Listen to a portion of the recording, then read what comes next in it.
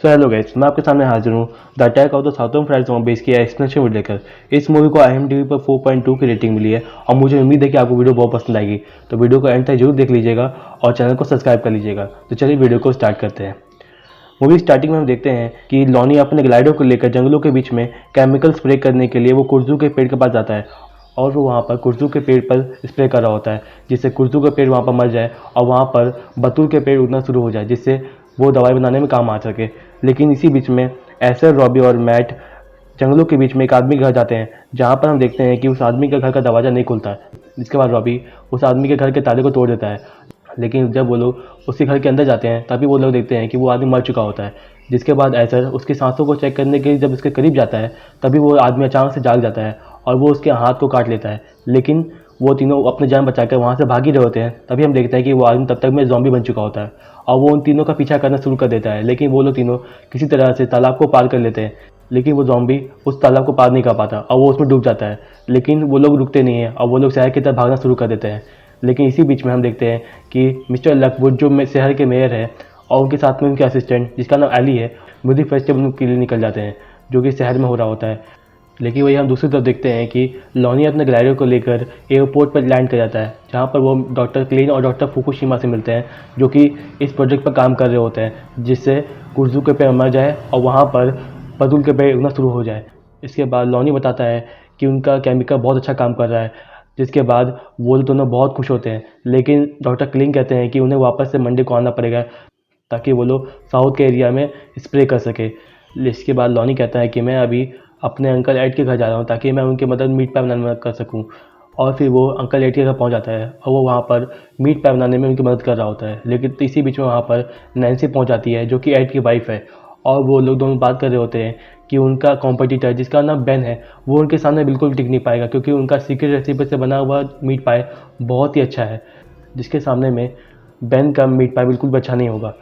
और फिर वो लोग तीनों म्यूज़िक फेस्टिवल के लिए निकल जाते हैं ताकि वो लोग वहाँ पर अपना स्टॉल लगा सकें। और फिर हम देखते हैं कि म्यूज़िक फेस्टिवल में एड का मीट पाई बहुत ज़्यादा अच्छा बिक रहा होता है जिसे देखकर बेन बहुत ज़्यादा जलने लगता है और वो उसे गालियाँ देता है। लेकिन फिर भी वो हार नहीं मानता और वो कस्टमर्स को बुलाने की कोशिश करता है। लेकिन उसका मीट पाई कोई नहीं खरीद रहा होता है जिसे देखकर वो बहुत ज़्यादा दुखी होने लगता है। इसी बीच कायला अपने बॉयफ्रेंड ट्रेंट के साथ में म्यूजिक फेस्टिवल आती है और उसके साथ में उसके दो दोस्त जिसका नाम जेनिफर और ट्रिस है वो भी उनके साथ आते हैं। वो लोग म्यूजिक फेस्टिवल को बहुत ज़्यादा एंजॉय करते हैं। लेकिन इसी बीच में जेनिफर और ट्रिस दोनों एक दूसरे को किस करते हैं जहाँ हमें पता चलता है कि वो लोग दोनों होमोसेक्सुअल्स हैं। और वहीं दूसरी तरफ डॉक्टर क्लेन अपने लैब से निकलकर वो म्यूजिक फेस्टिवल जाते हैं ताकि वो वहाँ से अपने लिए कुछ खाने को ला सके। इसी बीच में एक मछुआरा वो तालाब में उतरता है ताकि वो मछली पकड़ सके। लेकिन तभी वहाँ पर ज़ॉम्बी पहुँच जाता है और वो उसे काट लेता है और फिर वो म्यूज़िक फेस्टिवल से आ रही आवाज़ों को सुनकर वो उसकी तरफ बढ़ने लगता है।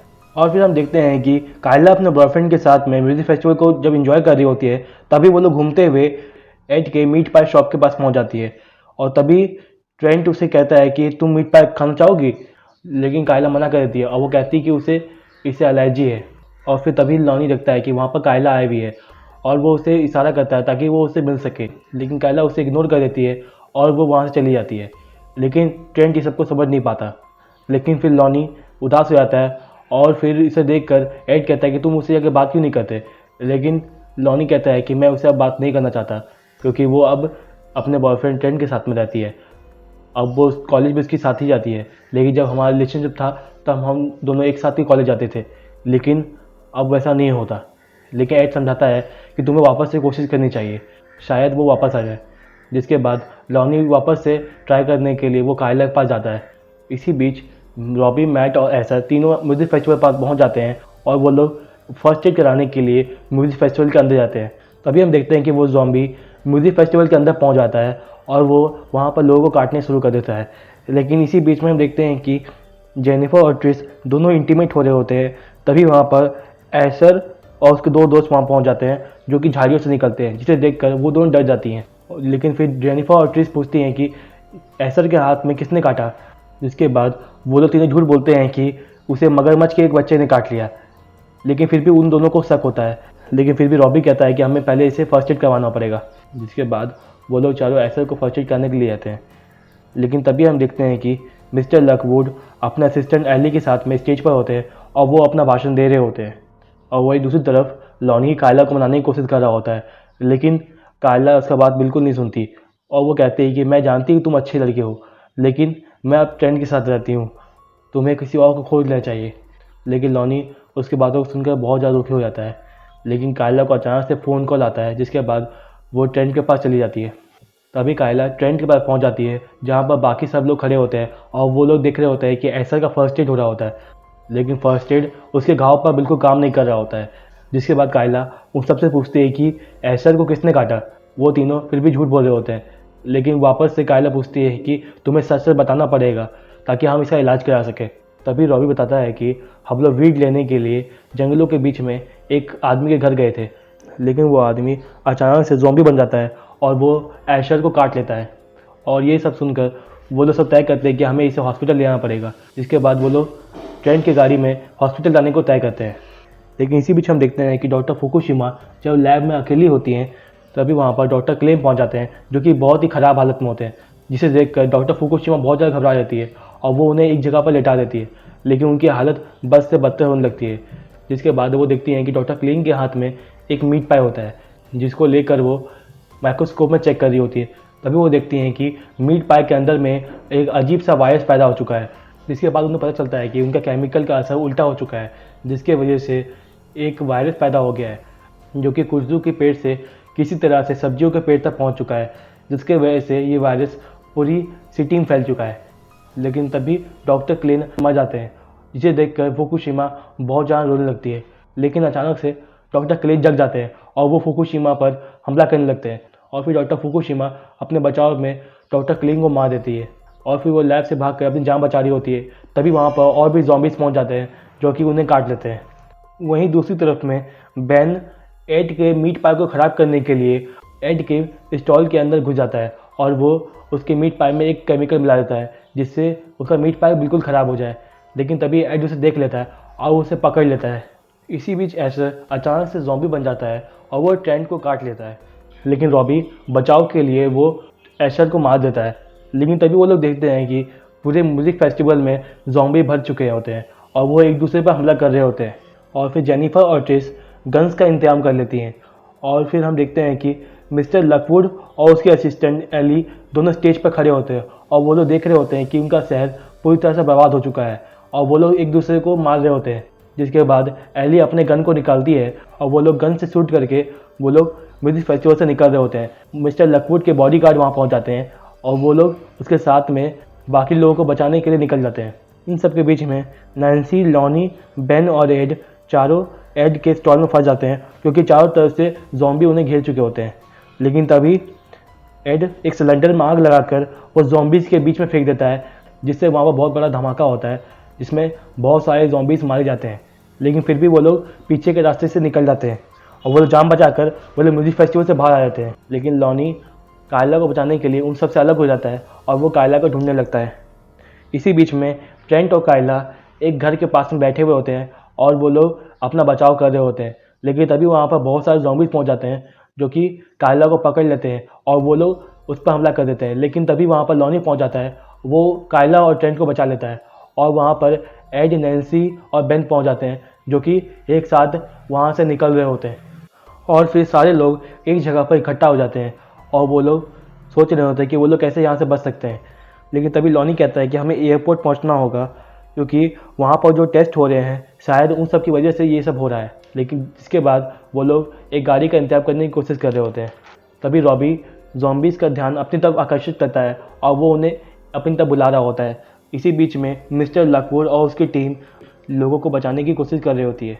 तभी एली को एक ज़ॉम्बी काट लेता है, जिसके वजह से वो भी ज़ॉम्बी बन जाती है। लेकिन मिस्टर लकवुड उसे गोली मार देते हैं और तभी रॉबी उन्हें बताता है कि हमें यहाँ से एयरपोर्ट जाना होगा ताकि हम इन सब का सोल्यूशन निकाल सके। लेकिन मिस्टर लकवुड कहते हैं कि मैं यहीं पर रुकूंगा और मेरी टीम भी यहीं पर रुकेगी, तुम सब उस गाड़ी में बैठकर यहाँ से चले जाओ। इसके बाद सभी लोग एक गाड़ी में बैठकर वहाँ से एयरपोर्ट की तरफ निकल जाते हैं। लेकिन तभी रास्ते में उस गाड़ी का पेट्रोल ख़त्म हो जाता है, जिसके बाद गाड़ी को रास्ते में ही रोकना पड़ता है। लेकिन उन सबको बचाने के लिए ट्रेंट ज़ॉम्बीज़ को अपनी तरफ बुलाता है ताकि वो लोग यहाँ से बचकर निकल सके। और फिर वो लोग वहाँ से भागकर एयरपोर्ट तक जा रहे होते हैं। इसी बीच बेन को एक ज़ॉम्बी काट लेता है, जिसकी वजह से वो चल नहीं पाता और वो एक पेड़ के नीचे बैठ जाता है और फिर वो एड और नैन्सी से अपनी सारी गलतियों के लिए माफ़ी मांगता है। और फिर एड अपना सीक्रेट रेसिपी बेन को बताता है, जो कि उसकी आखिरी इच्छा होती है, जिसे सुनकर एड बहुत ज़्यादा खुश होता है। लेकिन तभी वो ज़ॉम्बी बन जाता है, जिसके बाद एड उसे गोली मार देता है। लेकिन वहाँ पर और भी ज़ॉम्बी पहुँच जाते हैं, जो कि एड और नैन्सी को काट लेते हैं। लेकिन फिर भी वो लोग अपनी जान बचाकर वहाँ से भाग रहे होते हैं। तभी वो लोग एयरपोर्ट पहुँच जाते हैं और वो लोग देखते हैं कि वहाँ पर बहुत सारे ज़ॉम्बीज़ होते हैं। जिसके बाद वो लोग छिपते हुए वो लोग लैब के अंदर घुस जाते हैं और फिर वो लोग लैब का दरवाज़ा बंद कर देते हैं। और फिर लॉनी डॉक्टर फुकुशिमा और डॉक्टर क्लेन को ढूंढने की कोशिश कर रहा होता है। लेकिन तभी वहाँ पर उदासी का माहौल बन जाता है, क्योंकि नैन्सी धीरे धीरे ज़ॉम्बी बनने लगती है। इसके बाद हम देखते हैं कि लॉनी डॉक्टर क्लेन को मरा हुआ दिखता है और फिर वो फुकुशिमा को ढूंढने लगता है। और फिर वो देखता है कि फुकुशिमा लैब में किसी कोने में छुपी हुई होती है। इसी बीच नैन्सी अचानक से ज़ॉम्बी बन जाती है, जिसके बाद एड उसे गोली मार देता है।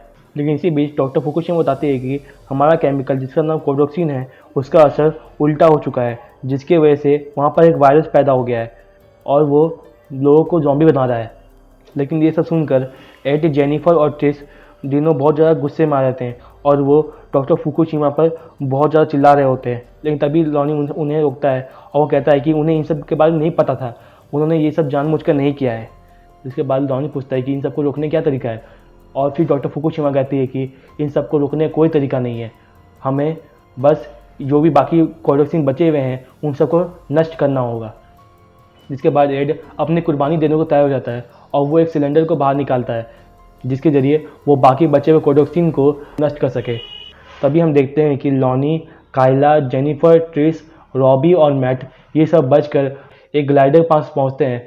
जिसके बाद लॉनी उस ग्लाइडर पर चढ़ जाता है और वो अपने ग्लाइडर को स्टार्ट करके वो आगे आने वाले जितने भी ज़ॉम्बीज़ हैं उन सबको काट देता है। और फिर वो लोग वहाँ से बचते हुए वो लोग एक हेलीकॉप्टर में बैठ जाते हैं। तभी एड सिलेंडर को आग लगा देता है, जिसकी वजह से वहाँ पर बहुत बड़ा धमाका होता है, जिसमें सारे कोडोक्सिन चल जाते हैं। और फिर वहाँ पर सारे ज़ॉम्बीज़ और एड और डॉक्टर फुकुशिमा सब लोग मारे जाते हैं। और फिर लॉनी हेलीकॉप्टर के जरिए उन सबको वहाँ से ले जाता है। और फिर हमें दिखाया जाता है कि साउथ में कहीं पर कोडोक्सिन की वहाँ पर टेस्टिंग चल रही होती है, जिसमें पौधों पर वहाँ पर छिड़काव हो रहा होता है। और यहीं पर ये मूवी एंड हो जाती है।